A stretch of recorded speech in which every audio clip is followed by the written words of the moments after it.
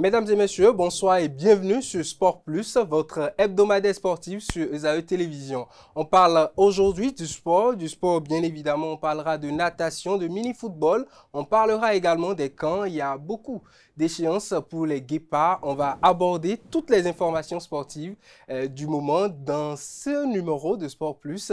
On aura 3 parties aujourd'hui, Actu Hebdo où on fera le tour de l'actualité. Il sera question des différentes disciplines sportives. Il y aura la natation, le volleyball, mini-football. On parlera du basketball. On parlera également d'autres informations concernant le Buntu qui fait partie du Onlycan qui sera le sujet principal du focus de ce numéro. On va aborder cela premièrement déjà dans le décryptage où je serai avec Carles Quitomain et Alessandre Benson. Dans le focus, je vais recevoir pour vous 2 encadreurs du Onlycan. Il s'agit bien sûr de Gloria Tevoidre et de Jero Huejo. Avec eux, on va aborder les tournures, on va aborder les catégories, on va aborder la formation au niveau de ce camp qui a sa 5e édition. Mesdames et messieurs, on se retrouve juste après le jingle pour Actu Hebdo.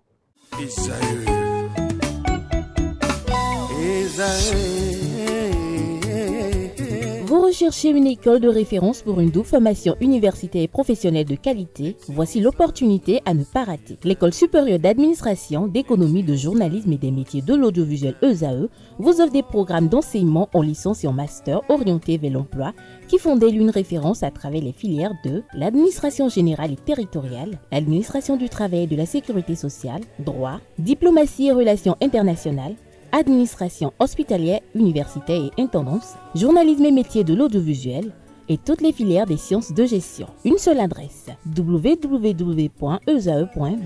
Rendez-vous dès maintenant sur nos campus ESAE Bedromende au numéro 90 93 65 21 ou au numéro 98 98 14 00. Paracourt sur le numéro 52 46 12 12.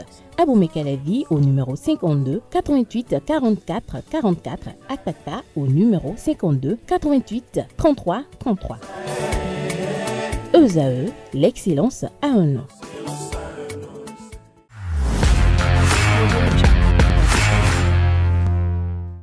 Retour plateau à présent, l'actualité sportive. On commence bien sûr par le mini-football. Les guépards mini-footballeurs du Bénin se préparent à écrire une nouvelle page de leurs histoires. Qualifiés pour la phase finale de la 4e édition de la Coupe d'Afrique des Nations de mini-football, prévue du 14 au 25 juillet 2025 à Derna en Libye, ils s'apprêtent à quitter Cotonou le vendredi 11 juillet 2025 avec une escale au Caire avant le vol principal à bord d'un avion affrété par la Confédération africaine de mini-football. En amont de cette expédition, les joueurs ont été reçus par le président de la Fédération béninoise de mini-football. Il s'agit bien sûr du président maire Germain Ouanvoegbe, entouré bien sûr de son comité exécutif. À cette occasion, l'homme fort du mini-football béninois a non seulement rassuré les joueurs sur les dispositions logistiques, organisationnelles prises pour leur bon séjour en Libye, mais aussi un puissant coup de boost.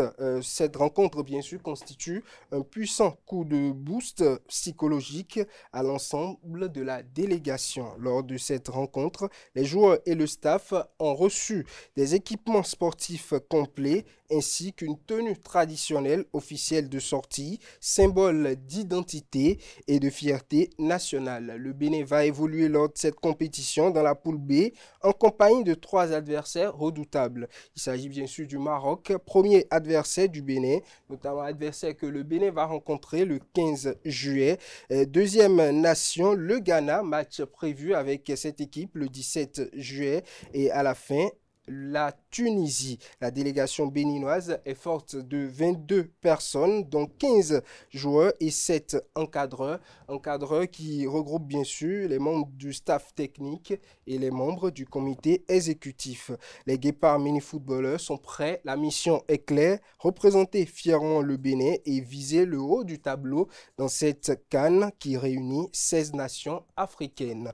Autre information, les sélections nationales U16 filles et garçons du Bénin sont désormais sur le sol libérien. En route pour les qualifications FIBA Afrique Zone 3 prévues du 10 au 15 juillet 2025 à Monrovia, la délégation béninoise a quitté Porto Novo dans la matinée du mardi 8 juillet 2025 avec en ligne de mire une seule ambition, décrocher leur ticket pour la phase finale continentale.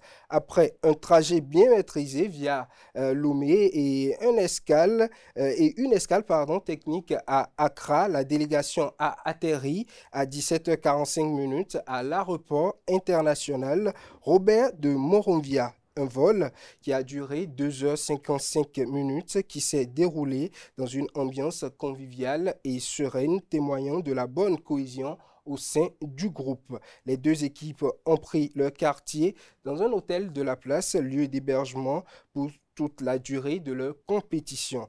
Ce cadre confortable devrait offrir à la délégation les conditions idéales pour se préparer sereinement pour entrer en lice dans cette compétition. Portés par une dynamique positive depuis leur préparation à Porto Novo, les jeunes guépards sont prêts à défendre avec fierté leurs couleurs dans cette compétition régionale cruciale qui regroupera les meilleures sélections U16 de la zone 3. Autre information à présent, les installations de la piscine municipale de Porto Novo ont accueilli dans la matinée du mardi 8 juillet 2025 le démarrage du camp de basketball Onlycan Bénin, initiative de l'association Jeunesse, Art, Culture, Sport et Mémoire, dirigée par le directeur des projets Jean-Éric Sendé en partenariat avec l'association Omnisport Kouko, du président Aurelius Kouko, et ceci grâce au partenariat entre la métropole de Nyon en France et la mairie de Porto Novo.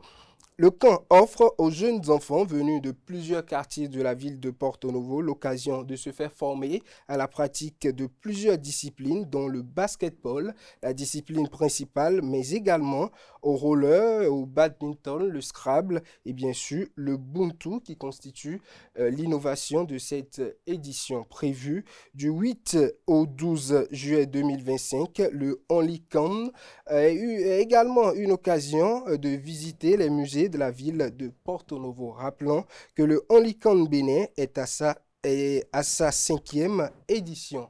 Le 7 juillet 2025 a marqué une date historique pour des millions de passionnés à travers le monde. Pour la toute première fois, le volleyball a célébré sa journée mondiale, une initiative inédite lancée par la Fédération internationale de volleyball. Objectif, rassembler la planète autour des valeurs fondatrices de ce sport universel, inclusion, passion, solidarité et partage. Ce choix du 7 juillet n'est pas un hasard. Il fait écho à un moment fondateur, la toute première démonstration publique de volleyball réalisée par Williams Morgan en 1895 aux États-Unis. 130 ans plus tard, le geste pionnier de Morgan continue de faire vibrer les terrains du monde entier, les plages ensoleillées, aux gymnases bondés des écoles rurales et bien sûr les parcs urbains. Le volleyball s'y joue partout, par tous et surtout ensemble. Dans un monde où les repères s'étiolent, cette journée mondiale a offert un espace de retrouvailles, de joie partagée et de communion autour des valeurs positives et d'un ballon bien évidemment. Dernière information, la Fédération béninoise de taekwondo et la Fondation Siakado de la Côte d'Ivoire ont procédé à la signature d'un partenariat. C'était en marge d'un training camp national tenu à Cotonou le dimanche dernier, dirigé par le grand maître Pierre Ogudjobi du Bénin et le maître Koulibaly Siaka de la Côte d'Ivoire. Un nouveau départ bénéfique pour le taekwondo béninois qui pourra désormais avoir des membres qui iront juste à 8 dan. Le reportage de cette signature, dans ce reportage signé Quentin Amonceau.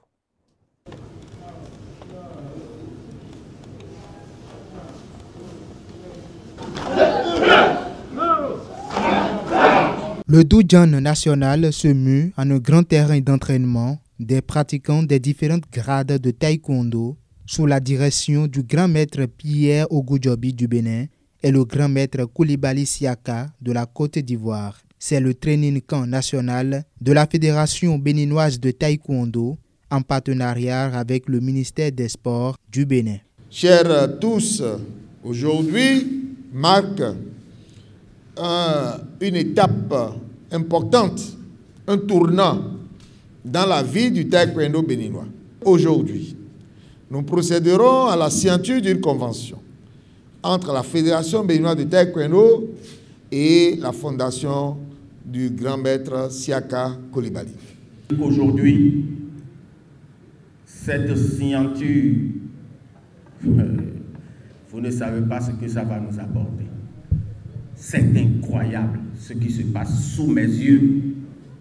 Sous mes yeux. Désormais, vous n'allez plus vous rendre à l'entraînement les bras ballants comme des pédants alors que vous n'êtes pas du tout structuré dans votre démarche pédagogique. Aujourd'hui, vous devez, à partir de cette signature, aller à l'école de la planification, de l'entraînement, de la compétition et de la récupération.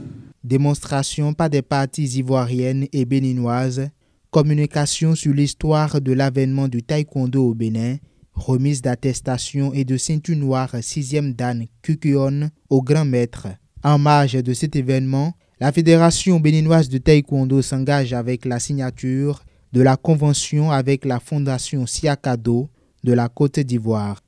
Vous avez vu qu'à titre personnel, il y a eu déjà l'avantage des grades. On vient de donner des diplômes. Et l'avantage que nous avons, compte tenu de mon grade, on a la possibilité de faire les évaluations, cette fois-ci jusqu'à ceinture noire 7e dan, au niveau de ce centre. Et non plus se limiter à 5e dan ou 6e dan comme avant. Ça, c'est un. Cela veut dire que pour les prochaines promotions qui vont arriver des ceintures noires, qui sont en attente de passer les grades de 6e et 7e dan, ils n'auront plus à aller à Séoul. Donc ça pourra se faire soit à Abidjan, soit ici. On peut déplacer aussi le jury dans n'importe quel autre pays d'Afrique de l'Ouest. C'est ça le premier sens, le premier avantage de cette coopération. Alors le deuxième avantage, en fait, le diplôme de Kukuon, c'est pour cela que tout à l'heure, quand le président parlait du grade, il disait 6e dan, j'ai dit il faut toujours ajouter Kukuon. Pourquoi? Parce que c'est la porte d'ouverture à plusieurs autres diplômes internationaux. À partir du diplôme Kukuon, vous pouvez devenir maintenant instructeur international avec des certificats qui sont donnés par le Kukuon. Donc, avec ce centre, tous ceux qui sont ceinture noire, à partir de 4e dan, on devient maître. Donc, ils pourront avoir accès à ces diplômes-là d'instructeurs internationaux. Ça, c'est un.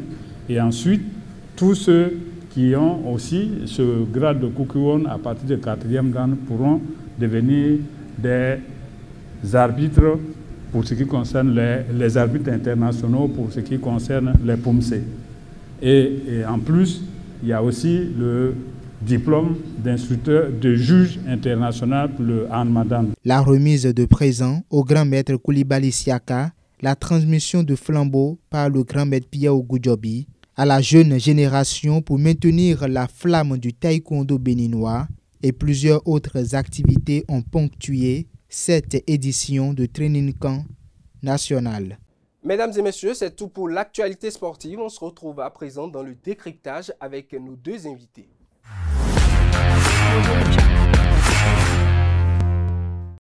Le décryptage à présent, je suis avec nos deux invités. Il s'agit bien sûr de Kales Kitomin. Bonjour à vous. Bonjour Anel et bonjour à tous les fidèles de Sport Plus. En face de vous, Alessandre Vincent, bonjour à vous. Anel Do, bonjour, bonjour Kales et bonjour aux amis internautes de Zaï TV. Alors on parle aujourd'hui des sports, des compétitions de vacances. On en a beaucoup du côté de Porte-Nouveau. On l'a annoncé tout à l'heure et ce sera l'objet même de notre focus, le Only Camp Cotonou. Nous avons les camps de Renaissance Basketball. Nous avons également les camps au niveau de EIA. Des camps qui s'axent souvent sur le basketball. C'est un choix, c'est plus réluisant du côté du basketball ou tout simplement un manque de dynamisme peut-être du côté des autres disciplines? Non, je ne dirais pas qu'il y a un manque de dynamisme. Vous savez, au niveau des autres disciplines également, il y a des activités, seulement que c'est la dénomination qui n'est pas la même.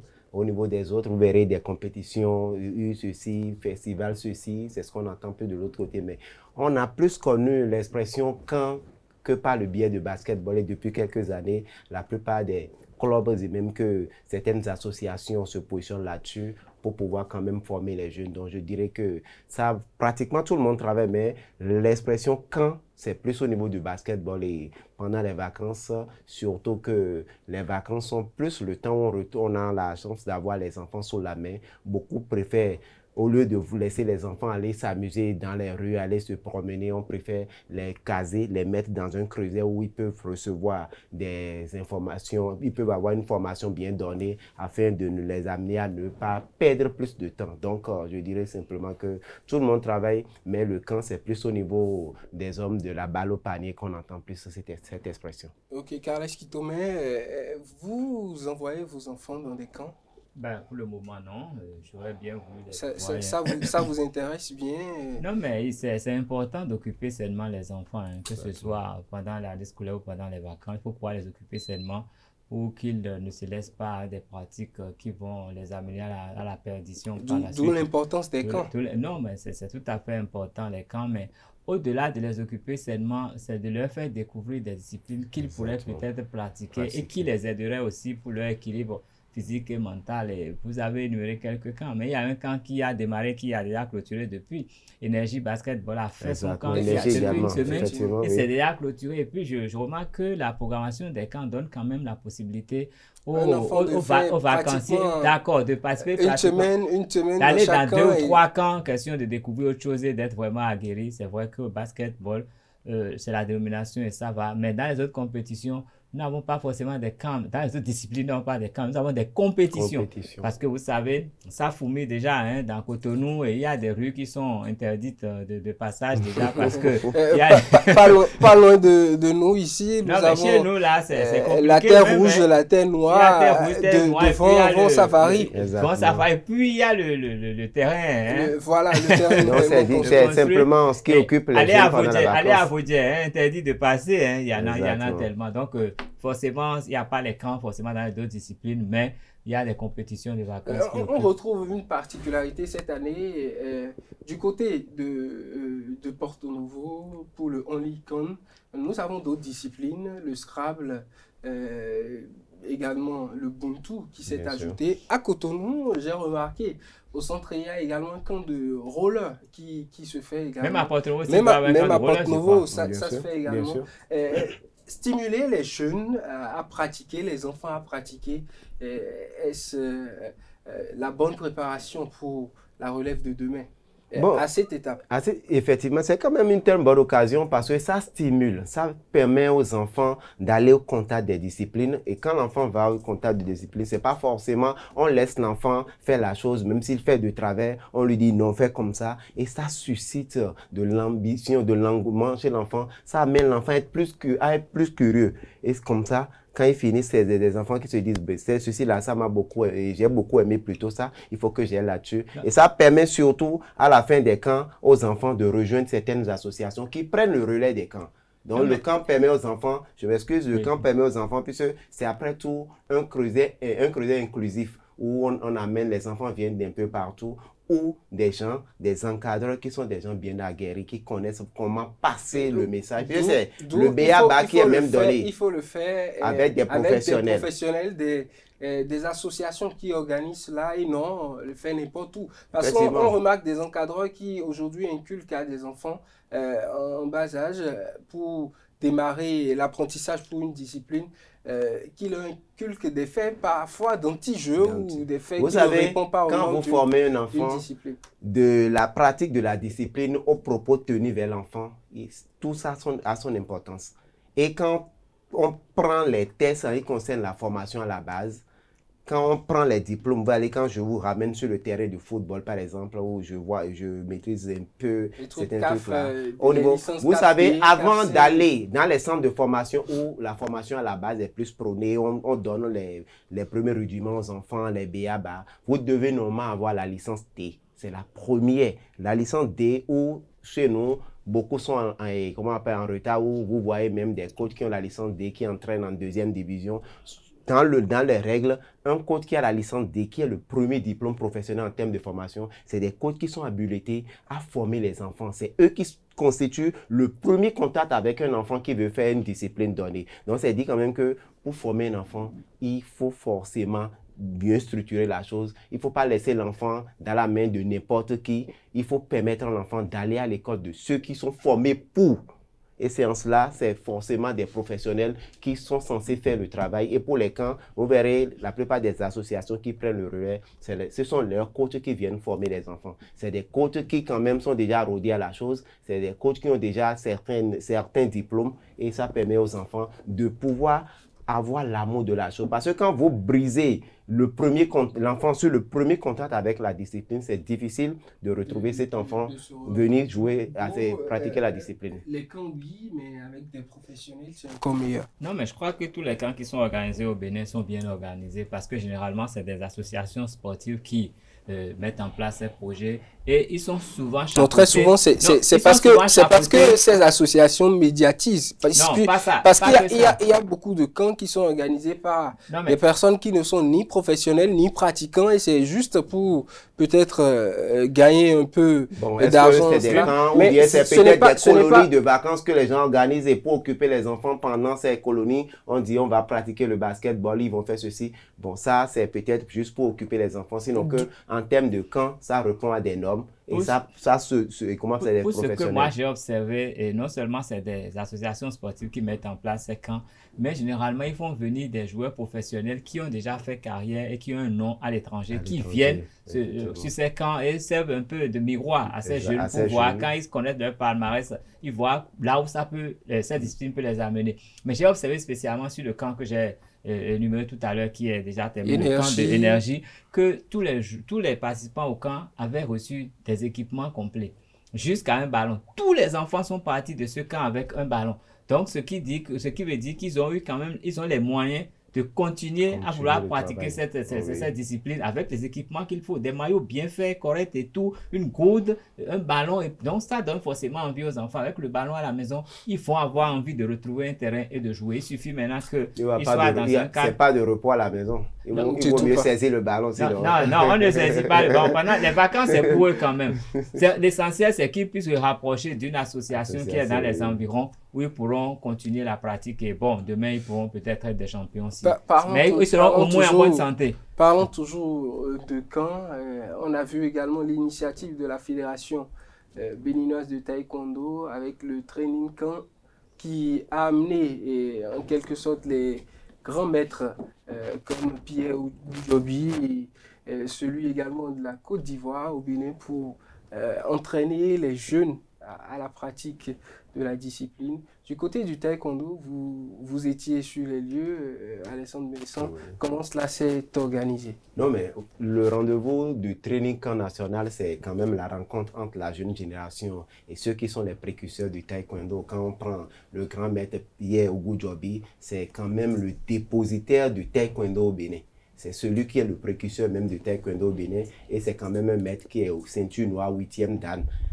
Donc, c'est dit quand même que c'est celui-là qui quand même a gardé la maison jusqu'à maintenant. Et il faut permettre aux jeunes d'aller à l'école de celui-là. C'est comme on le dit, il faut tisser la nouvelle corde au bout de l'ancienne. Et c'est ce qui s'est passé la dernière fois à travers le training camp. Le training camp de la dernière fois, c'est quand même plusieurs activités qu'on connaisse. Vous allez voir sur ce camp, il y a eu des phases de démonstration parce que la partie ivoirienne qui était là, le maître Siaka Koulibaly, c'est un des grands maîtres, il est 9e dan, ceinture noire 9e dan. Au-delà du grand maître Pierre. Au-delà, c'est juste une dan au-delà du grand maître. Et quand vous prenez le taekwondo en termes des grades, c'est pratiquement le 10.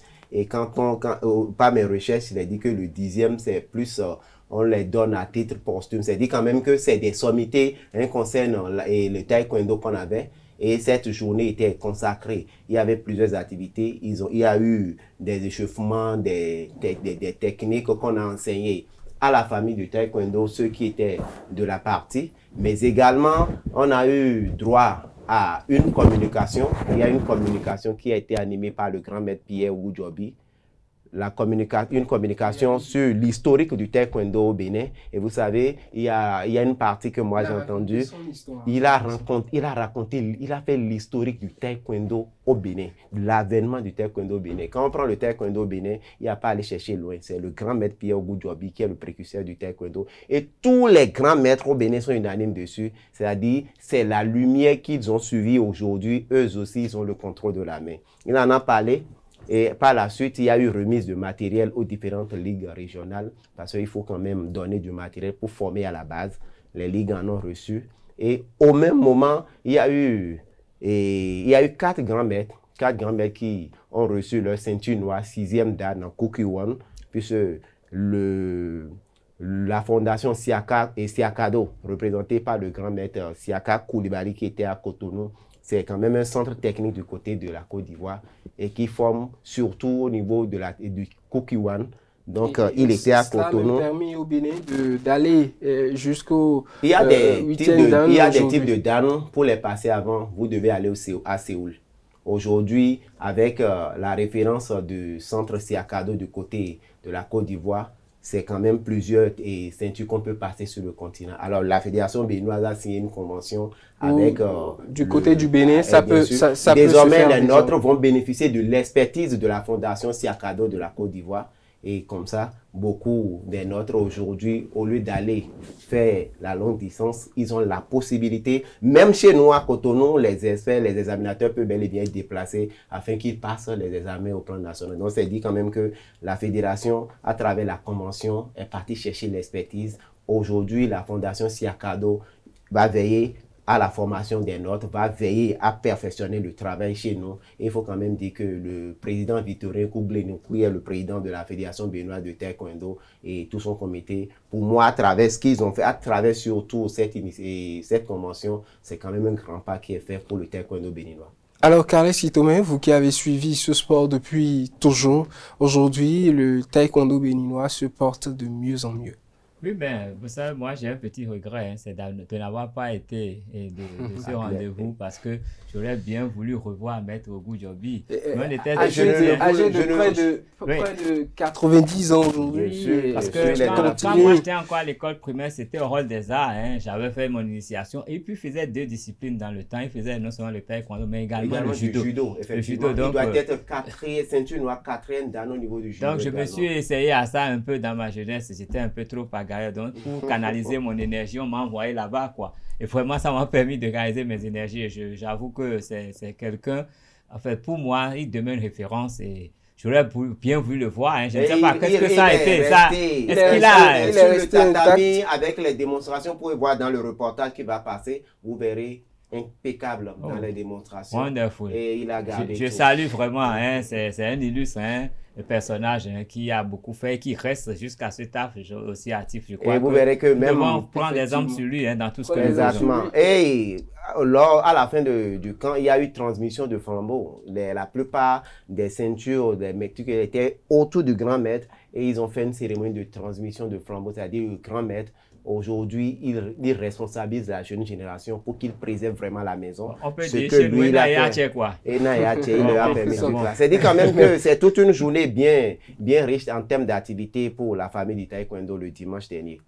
Une journée bien riche en termes d'activités pour le taekwondo et on aura dans les prochains jours des jours qui seront bien meublés également pour le mini-football béninois qui participe à la CAN, la 4e édition de la CAN de mini-football et la première participation notamment du Bénin, à la Coupe d'Afrique des Nations de mini-football. Le Bénin qui sera de l'autre côté le vendredi Maroc, dernier. La Tunisie et puis le Ghana. Effectivement, le Bénin avec un tel tableau, Maroc comme première équipe, Tunisie, Ghana ensuite. Alessandre Vincent, dans quel état d'esprit les Béninois doivent aborder cette compétition? Vous savez, le Bénin a commencé par pratiquer le mini-football il n'y a pas longtemps. On va pas se C'est une innovation du président. Exactement. On ne va pas se voiler la face. Nous avons démarré le mini-football, c'est pratiquement 2 ans. Nous avons eu notre premier championnat national de mini-football l'année dernière. C'est dit quand même que c'est maintenant que nous avons commencé par mettre en place. D'où une mauvaise prestation. Non, aucunement. Je dirais simplement. Ne serait pas une déception. Vous savez, le Bénin se retrouve dans un groupe où nous avons quand même des habitués de cette discipline. Quand vous allez dans les pays maghrébins, le mini-football, c'est une discipline pratiquement qui est jouée partout.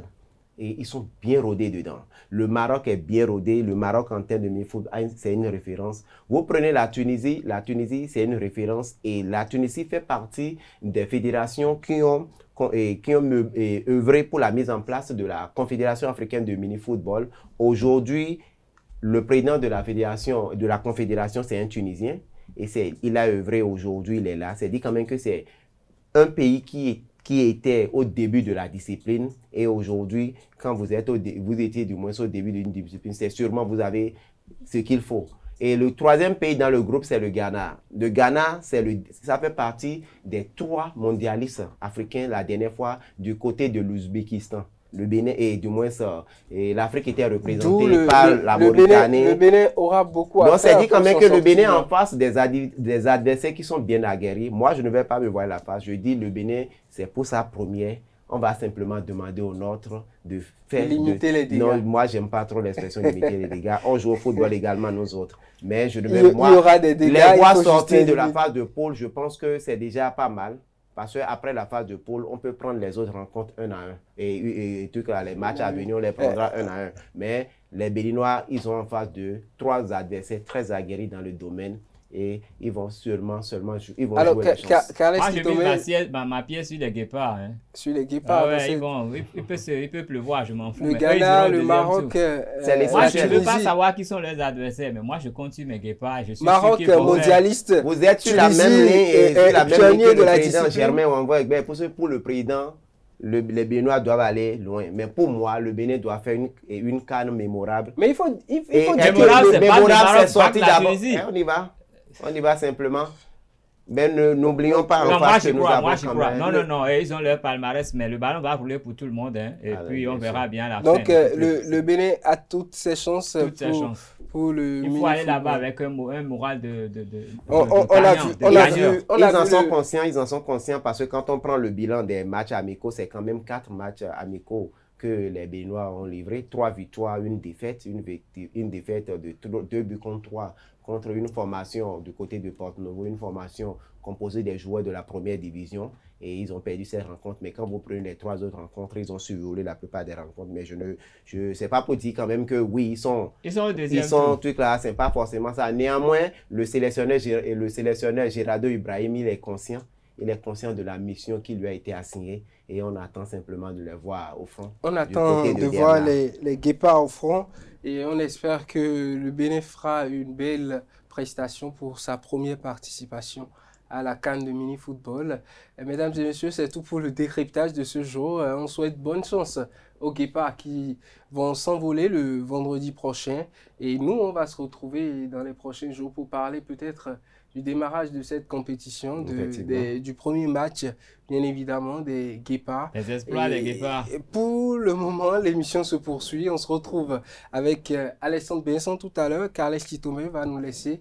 Alessandre Benson, on se retrouve juste après avec nos invités pour parler du Only Can, la 5e édition.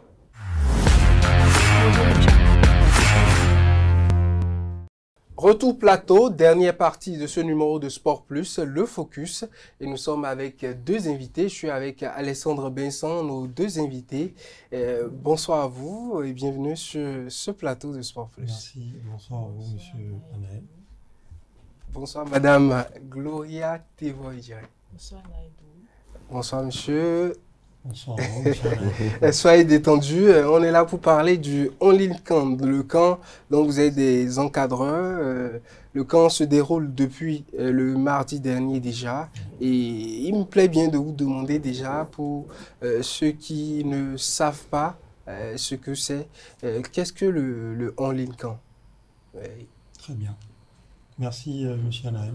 Alors déjà, Je vais commencer par dire simplement que le Honlican, c'est une initiative conjointe entre deux villes déjà, la métropole de Lyon et la ville de Porto Novo. En partenariat avec deux associations, l'association Azokuko, présidée par M. Olus Kouko, qui est le directeur technique du camp, et l'association Jeunesse, Art, Culture, Sport et Mémoire, présidée par M. Jean-Éric Sendé. Donc c'est ces associations-là qui se sont donné la main pour offrir à la jeunesse de la ville de Porto Novo un cadre de divertissement pour les vacances. Alors, principalement pour cette édition, c'est que le basketball, c'est le sport phare de ce camp-là. Pour cette édition, en plus du basketball, quelles sont les autres disciplines qui sont associées? Et surtout pour cette 5e édition, quelle est l'innovation principale? Pour cette édition, nous avons au programme, c'est vrai, le basket, le sport roi. Après, nous avons le roller, le badminton, et nous avons aussi le judo, self-défense, Scrabble et des séances d'échange sur l'éco-citoyenneté et des séances d'échange aussi sur l'égalité entre filles et garçons. Et enfin, nous avons le Ubuntu Sport, qui est vraiment la nouvelle innovation dirigée par moi-même. Et en tant que présidente de l'association, en tant que présidente du club de Porto Novo. Ok, voilà. Présidente du club de Porto Novo pour de Ubuntu. Exactement. C'est pareil dans les autres disciplines, des experts de ces sports qui encadrent les jeunes. Essentiellement que des experts. Quand vous prenez le basketball, déjà 80% des animateurs qui sont sur le Honlican sont que des entraîneurs diplômés de la fédération. J'en suis un exemple. Mais en plus de ce savoir-faire-là, j'ai fait une formation en environnement, donc je suis technicien supérieur en aménagement et protection de l'environnement. Donc c'est ce qui me permet aujourd'hui d'intervenir sur le Honlican avec le palier éco-citoyenneté aux enfants. On leur apprend, là où on leur apprend les premiers gestes qu'ils doivent adopter au quotidien pour préserver l'environnement. Aux enfants principalement, c'est de quel âge à quel âge? De 6 à 16. De 6 à 16 ans, ceux qui désirent faire ce camp et qui ont plus que cet âge, ce n'est pas permis pour eux, ou bien le Honlican pense peut-être à les réorienter ailleurs? Alors, je ne dirais pas que le Honlican écarte les enfants qui ne sont pas dans cette tranche d'âge-là. Mais déjà, il faut noter que le Honlican, c'est un camp de découverte déjà. On permet aux enfants... D'initiation. Voilà. Donc, on permet aux enfants de s'essayer un peu à un peu de tout. Vous voyez, toutes les activités que Gloria a décrites, le Scrabble, le self-défense, badminton et tout ça. On leur permet de toucher un peu à tout. Et à l'issue de quoi, on les réoriente ensuite, après le camp, on les oriente vers les associations où le travail est un peu continuel et beaucoup plus structuré de l'autre côté. Comment ça se passe avec des enfants quand c'est que c'est de 6 à 16 ans. 6 à 16 ans, c'est souvent la période où les enfants sont très vifs. Comment ça se passe pour que vous leur inculquiez toutes ces notions, pour qu'ils arrivent à garder et pour que peut-être de ces enfants sortent des stars de demain dans les disciplines qu'ils pratiquent aujourd'hui? Alors, à ce niveau, en tant que spécialiste, on répartit les enfants en fonction de catégorie ou d'âge, je dirais. Donc, vous n'allez pas voir les petits de 6 ans avec les grands de 16 ans. Exactement. Donc, ils sont en groupe et nous formons des ateliers. Et donc, nous, en tant que spécialistes, on sait ce qu'il faut donner à chaque catégorie d'enfants. Comment, c'est vrai, par exemple, moi, j'interviens sur le Ubuntu. Et Ubuntu a enseigné aux enfants de 10 ans. Ce n'est pas la même chose que facile.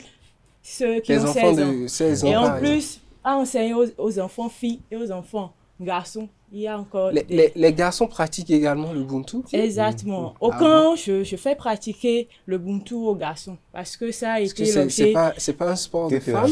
Alors, on tapait avant même pour dire que... Ça a été mon objet d'étude en licence. C'était pour voir la connotation genre. Pourquoi c'est un sport à connotation féminine. Et c'est à cause de l'origine du sport. C'était fait pour les filles. Racontez-nous un peu à l'origine, c'était Alors, à l'origine, c'était un sport créé par un docteur pour pouvoir occuper les femmes parce que les hommes c'était le foot et autres. Les femmes, à part la cuisine, il n'y avait rien pour pouvoir se divertir. Donc c'est là que ce sport a été créé. Ce jeu a été créé et voilà. Donc c'est comme le foot, c'était d'abord les hommes. C'est aujourd'hui qu'on voit le foot féminin être à l'écran, bien vu et vraiment. Donc c'est un peu ça. Et donc j'ai fait les recherches et j'ai vu que c'est juste le fait qu'on se dit c'est un truc de femme, allez on s'approche. Sinon tout le monde peut pratiquer. Monsieur Naël devrait essayer, moi je l'ai essayé. Hier, je vais peut-être faire un tour à Porto-Novo, mais je me dis que c'est un peu compliqué, très compliqué. Non, mais c'est quand même assez amusant, c'est assez facile. Surtout que c'est pour si on doit l'enseigner à des enfants, j'imagine la difficulté. Oui, c'est très difficile pour vous? Pas du tout, parce que bon, j'aime l'animation, prendre en charge les enfants, donc c'est vite fait. Il faut commencer, pas les intéresser à la chose en chantant. Donc, on commence par la chanson. Ça se fait avec des chants. Les chants, voilà. Et si tu veux, tu prends des chants qu'eux, ils aiment. Et toi, tu t'adaptes au rythme. Et à partir de là, il y a eu plus de difficultés. Mais aujourd'hui, j'étais, disons, calme et je les regardais jouer. Eux-mêmes, ils prennent goût à la discipline. Hier, ça parlait plus d'amour et parlait de la part des expressions, ce que les enfants aiment, et puis on leur donne ça. Alors, Alessandre Besson, comme on vous est un peu proche du comité d'organisation de ce camp, dites-nous, quelles sont les structures impliquées dans l'organisation de ce camp? Bien, le coach Géraud l'a abordé tout à l'heure. Le camp, d'abord, c'est une initiative qui est prônée par l'association Jeunesse, Art, Culture, Sport et Mémoire, une association qui est basée en France et qui est dirigée par Jean-Éric Sendé. Jean-Éric Sendé qui est le directeur du programme. Et c'est un partenariat avec l'association ASO Kouko, association Omnisport Kouko du président Aurélis Kouko. Donc, c'est les deux qui sont donnés la main. Mais le projet a pris corps que grâce à un partenariat entre la métropole de Lyon et la ville de Porto-Novo. C'est dit quand même que c'est le jumelage entre les municipalités qui ont conduit quand même à la mise en place de ce camp. Et je me rappelle bien hier, et le directeur et le chef service relations internationales de la mairie de Porto-Novo disait que la mairie n'a pas intérêt à voir ce projet mourir simplement parce que c'est quand même un camp qui forme les jeunes à l'éco-citoyenneté. Et qui en quelque sorte, renforce le partenariat entre ces deux villes. Effectivement, c'est surtout axé sur la jeunesse de la ville parce que, vous savez, quand vous gérez une ville et que vous avez des jeunes qui sont un peu, que vous n'arrivez pas à caser, à former, quand vous ratez l'éducation des jeunes aujourd'hui, c'est sûr, c'est un problème pour la société demain.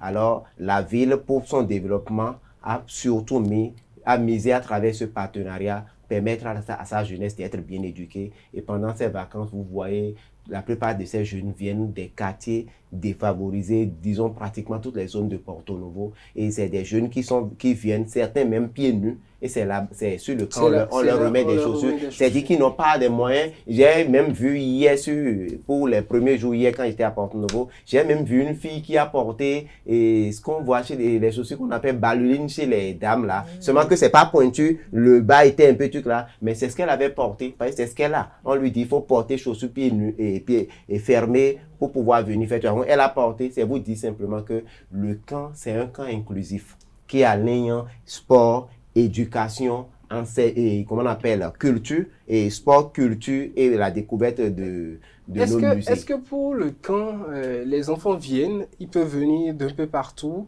on les héberge pendant les jours du camp ou ces enfants rentrent chez eux et reviennent non, chaque les jour? enfants quittent chez eux et viennent. Le camp démarre plus le matin de 8h au plus tard à 14h, c'est fini.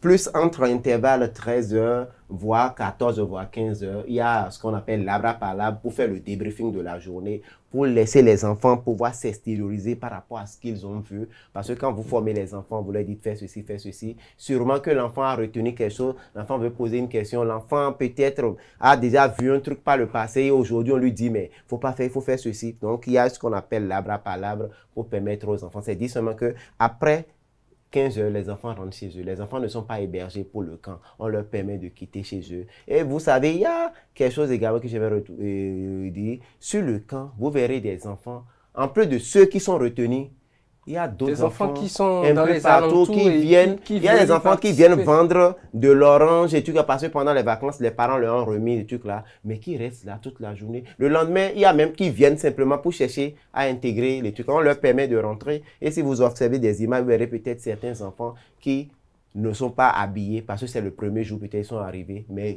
le lendemain aussitôt, ils intègrent et puis ils sont habillés. C'est-à-dire quand même que le camp, ça permet aux enfants de venir de divers ordres. Ce n'est pas seulement les enfants dont les parents ont les moyens, parce que le camp ne paie pas pour venir dessus. Le camp, c'est plutôt, on l'ouvre à tout le monde pour pouvoir caser les enfants, permettre aux enfants de passer des moments et des vacances de façon saine. Donc, c'est un peu le but même du camp. Alors, Géraud, pour ce camp particulièrement, c'est la 5e édition, donc 4 éditions passées. Est-ce que le suivi, en quelque sorte, est-ce que le camp, ça commence, les enfants viennent, juste après, ces enfants rentrent chez eux, c'est fini, et ils reviennent encore à l'édition qui va suivre, ou il y a un suivi qui se fait? Comment ce suivi se fait? Est-ce qu'il y a eu déjà des enfants qui ont brillé et qui sont sortis du lot de tous ceux que vous formiez? Bien évidemment, à l'issue du camp, il y a un suivi qui est fait du côté du comité d'organisation. Déjà, on répartit les enfants à l'issue du camp.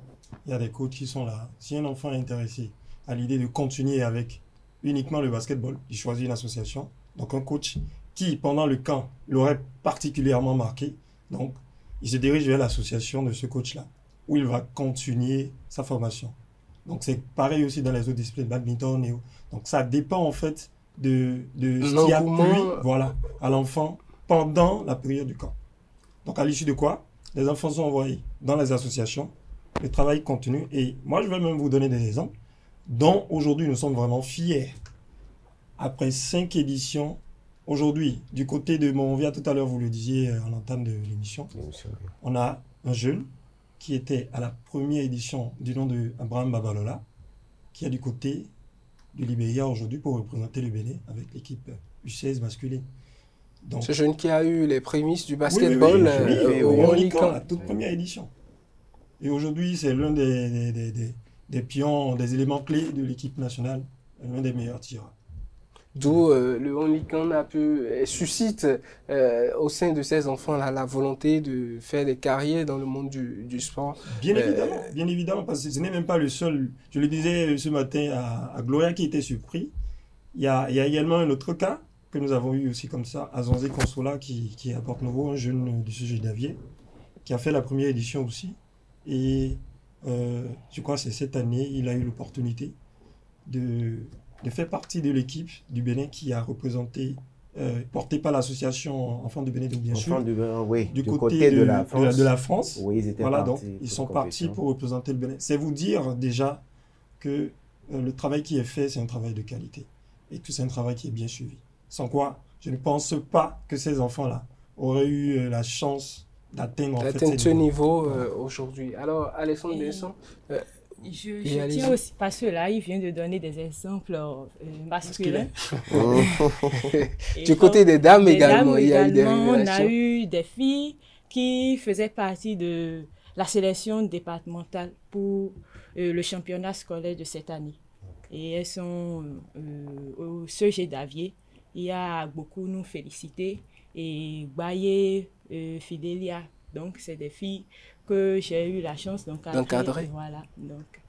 D'où l'importance de faire participer des enfants à un tel camp, ce camp-là qui offre des débouchés, un suivi assez considérable qui permet aux enfants de mieux s'intégrer dans les sports qu'ils auraient choisis et de faire carrière dans ces sports. Oui. Alessandre Besson, dites-nous, le partenariat entre ces deux villes qui s'est soldé par l'organisation de ce camp-là, est-ce que ça promet encore d'autres innovations pour le Bénin, peut-être avec le biais de l'association du président Jean-Éric Sindé. Bon, l'association Jean-Éric Sindé et l'association du moins Jeunesse, Art, Culture, Sport et Mémoire est quand même une association engagée pour la formation des jeunes. C'est une association qui a plusieurs axes concernant ses objectifs. Donc, je pense que c'est son travail et la formation et l'association Omnisport Concours également. D'abord, l'association Azo Concours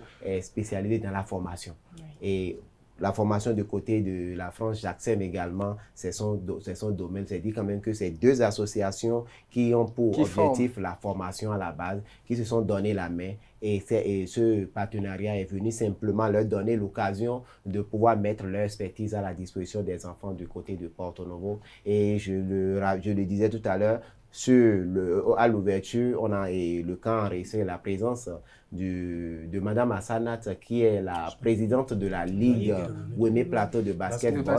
Il y avait la mairie qui était représentée également par des cadres, dont notamment le chef service Relations internationales, M. Elèche Tony Meino.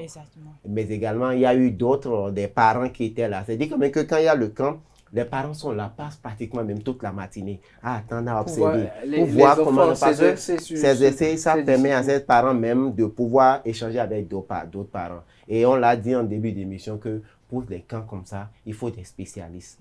Et quand il y a des spécialistes au contact des enfants, vous ne pourrez que avoir le déclic au niveau de l'enfant par rapport à la pratique de la discipline. Et quand l'enfant a le déclic qui est, on ne peut qu'avoir les résultats comme ce qu'on a cité tout à l'heure. Les enfants sortent de là. Il y a un jeune que j'ai l'habitude de voir sur la plupart des camps, mais qui est toujours présent là-dessus. Le jeune, un peu avec Rasta là, je l'avais vu dernièrement face sur un camp où il avait le ballon, il avait fait un dribble avec présence de Michael Poté. Bozo Waiz. Waiz, truc là. Depuis que je suis sur le camp, il ne rate jamais. Et c'est un jeune quand même qui est en train quand même de prendre d'exceller dans le milieu. Je passe par cette occasion pour parler de moi-même, parce que j'ai été formée par les camps, surtout le camp Enfants du Bénin debout, et qui m'a permis de faire des expériences jusqu'en France. Je reviens d'une mission de service civique en France, et c'est tout ça qui me motive à m'intéresser à former les jeunes, parce que Ahmed Taoufik dit quelque chose souvent, que si la nature te donne un truc, il faut lui rendre pour pouvoir toujours être dans la pérennité. Et moi, je trouve bien de rendre à la nature ce que j'ai obtenu. Ahmed Taoufik qui a permis à une sélection des jeunes d'être dernièrement du côté de la France pour une compétition. Effectivement, d'où tout simplement, il est très important de faire les camps. Alors, Jérôme, un dernier mot pour ces parents qui hésitent toujours pour envoyer leurs enfants sur les camps, notamment à Porto Novo, le On-Line Camp peut-être. Un dernier mot, moi je dirais simplement aux parents d'avoir confiance au travail de ces spécialistes-là qui sont sur le On-Line Camp, et qu'ils peuvent dormir tranquille. On prendra soin, on se donnera la peine de donner aux enfants les B.A.B.A. pour leur permettre de continuer ensuite en âge. Alors, comme dernier mot déjà, le Ubuntu qui aujourd'hui n'est plus seulement un jeu traditionnel, c'était perçu par les parents comme une distraction. Aujourd'hui, vous confirmez que c'est un sport où les enfants peuvent faire également carrière. Exactement, parce que avec l'association Ubuntu Sport, on est en train d'œuvrer pour pouvoir avoir une fédération au Bénin et tout mettre en place pour permettre aux parents de laisser les enfants aussi pratiquer ce jeu. Parce qu'à force d'aller à la découverte des jeux, non seulement on s'imprègne, mais on a des qualités, des aptitudes spécifiques qu'on développe par rapport à chaque jeu. Donc, il y a la détente qu'on peut développer en jouant au Ubuntu, et il y a le rythme, la coordination qui se développe. Voilà ce que je veux. Merci à vous pour votre présence sur ce plateau. Alessandre Vincent. Moi, je vais simplement inviter la mairie de Porto Novo et également la métropole de Lyon à donner encore plus de vie au partenariat pour que chaque partie puisse jouer correctement sa partition pour nous permettre d'avoir d'autres disciplines. Que ce ne soit pas seulement pour Porto Novo. La mairie de Porto Novo peut. Les autres mairies peuvent bel et bien, mais pour le moment, l'innovation, ça vient du côté de Porto Novo. Nous allons simplement souhaiter longue vie au partenariat pour que Porto Novo puisse avoir vraiment des jeunes bien formés à l'esprit citoyen. Merci à vous, Alessandre Messan. Encore à nouveau, merci à vous pour votre passage sur ce plateau. Amis internautes, merci à vous également, vous l'auriez compris. Et envoyez les enfants sur les camps, particulièrement s'ils sont à Porte-Nouveau, envoyez-les au On-Line Camp qui continue, bien évidemment, jusque dans les prochains jours. On se retrouvera, bien évidemment, la semaine prochaine pour d'autres informations, d'autres actualités. Jusque-là, portez-vous bien.